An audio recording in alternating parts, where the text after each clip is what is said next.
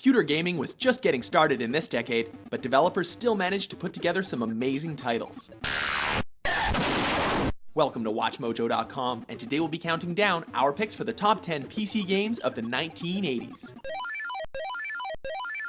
For this list, we chose the best early computer games of the 80s, be it on Apple IIs, Commodores, or Microsoft-built PC, and ranked the titles based on how good they seemed at the time, and on how well they've held up.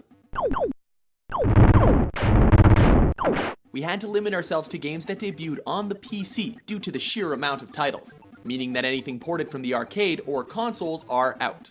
As usual, one game per franchise. Number 10, Leisure Suit Larry in the Land of the Lounge Lizards.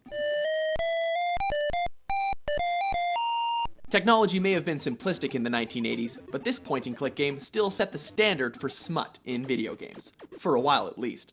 Protagonist Larry Laffer is a middle-aged virgin who lives in his mother's basement and hopes to get laid. His cheesy disco outfit, perpetual use of double entendres, and bad luck with women make it tough, but the game is so funny that it's entertaining to try. Number 9, Maniac Mansion. Telltale Games recently made the point-and-click game cool again with their Walking Dead series, but this title is widely credited with starting the genre. The evil Dr. Fred has been sucking out people's brains, and protagonist Dave Miller suspects that his girlfriend might be the villain's latest victim. You can take 2 friends with you to rescue her, and whoever you choose, the witty dialogue and writing will help you enjoy the journey.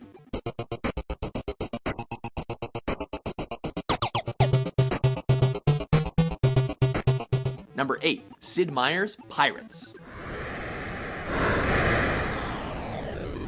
Before Sid Meier solidified his place in history with his Civilization series, he made this open-world strategy game. You start as a privateer for one of 4 countries, though, since you're a pirate, your allegiance can change fairly easily. Many of the factors which affect your experience, such as diplomatic relations between countries, are randomized and put out of your control. But again, being a pirate, sometimes it's best to answer diplomacy with a sword. Number 7, Where in the World is Carmen Sandiego?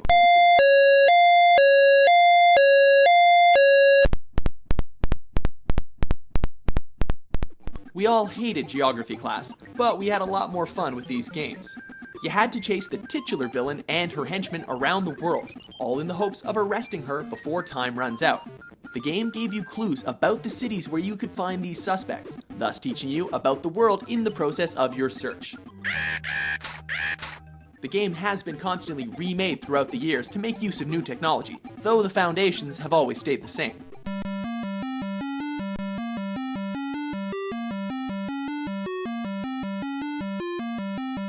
Number 6, Wasteland.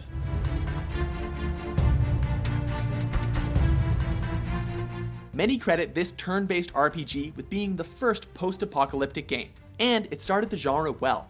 It begins after a nuclear war between the US and the Soviets all but destroyed the world, and you have to help the American Desert Rangers to save survivors and fight bad guys. It may not look like much today, but for 1988, Wasteland was considered to be groundbreaking, both in terms of strategic gameplay and its graphics.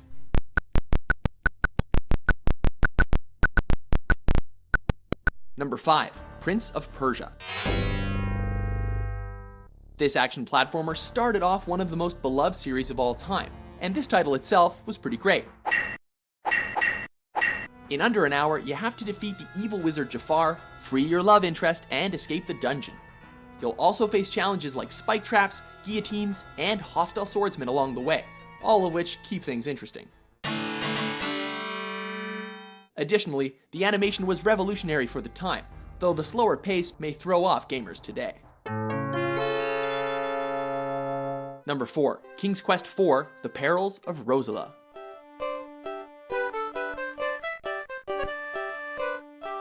Even before point-and-click adventures were a thing, there were graphic text adventures where you had to type in your input, and this series was at the forefront, with the 4th game featuring one of the earliest female protagonists in video games. Her name is Rosalia, and she's a princess who you have to help get magic fruit to save her dying father.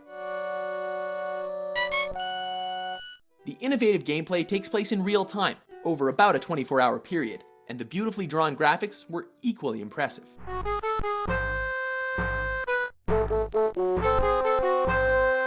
Number 3, Ultima 4, Quest of the Avatar.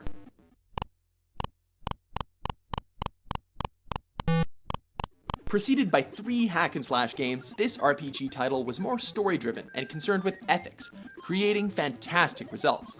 Instead of allowing you to assign stats to your player, his virtues get determined by your answers to ethical dilemmas, making for a more personalized and complex experience than other RPGs at the time. Ethics aside, fighting your way around the world of Britannia was a lot of fun, which was what really counted. Number 2, The Oregon Trail.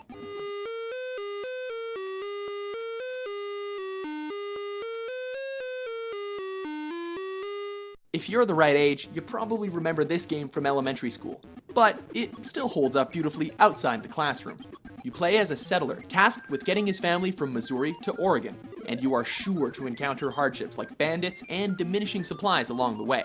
You'll definitely learn something from the experience, no matter how many times you die of dysentery. Before we get to our number 1, let's take a look at some honorable mentions.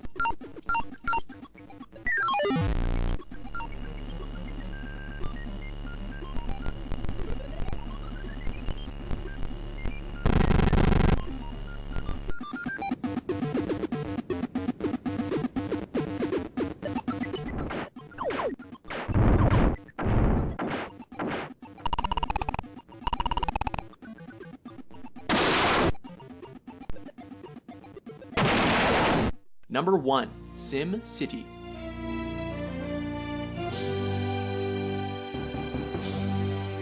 Taking the top spot is a city simulator that forever altered the landscape of strategy games.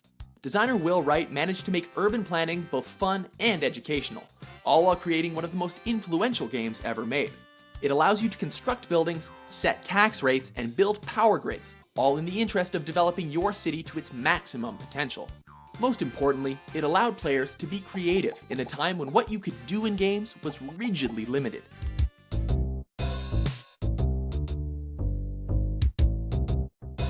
Do you agree with our list?